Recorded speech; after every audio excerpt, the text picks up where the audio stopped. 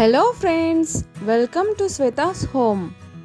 ఈరోజు recipe onion egg curry. ఇది చేయడం చాలా ఈజీ. టేస్ట్ మాత్రం నెక్స్ట్ లెవెల్లో ఉంటుంది.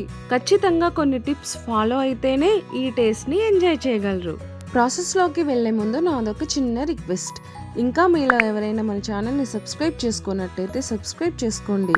ఇలాంటి వీడియోస్ మరెన్నో చేయడానికి నాకు కొంచెం మోటివేషన్గా ఉంటుంది.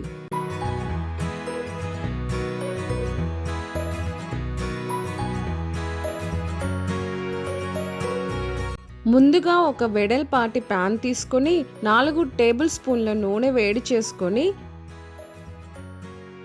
2 కప్పులు అంటే 1/2 కేజీ చిన్నగా కట్ చేసిన ఉల్లిపాయ ముక్కలు వేసి కలుపుకోవాలి.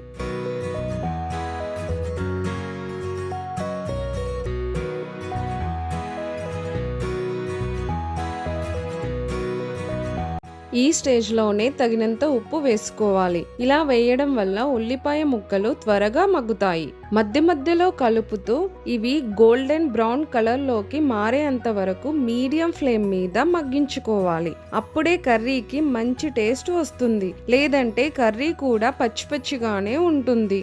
దీనికి కనీసం 10 నిమిషాలు పడుతుంది.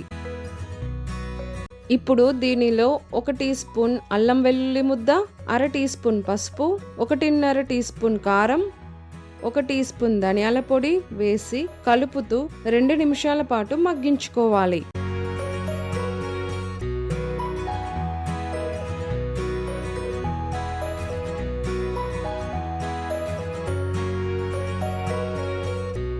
ఇప్పుడు దీనిలో 1 కప్పు అంటే 1/2 లీటర్ నీళ్లు పోసి ఖచ్చితంగా 5 నిమిషాల పాటు ఉడికించుకోవాలి.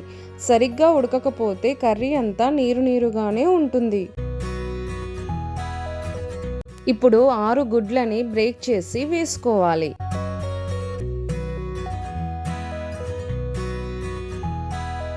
వీటిని కలపకుండా అలానే మూత పెట్టి 5 నిమిషాల పాటు మీడియం ఫ్లేమ్ మీద ఉడికించుకోవాలి.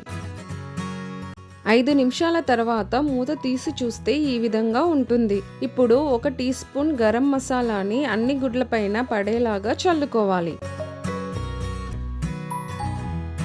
ఇప్పుడు ఈ గుడ్లన్నింటినీ జాగ్రత్తగా తిప్పుకోవాలి.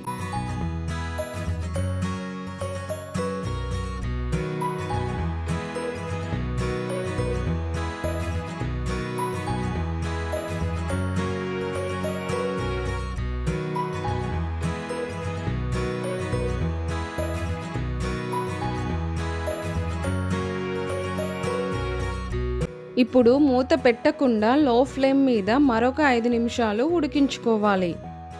చివరగా కొత్తిమీర చల్లుకొని స్టవ్ ఆఫ్ చేయాలి. అంతేనండి, యమ్మీ ఆనియన్ ఎగ్ కర్రీ రెడీ అయిపోయింది. ఇది రైస్, చపాతీ దేనిలోకైనా చాలా బాగుంటుంది.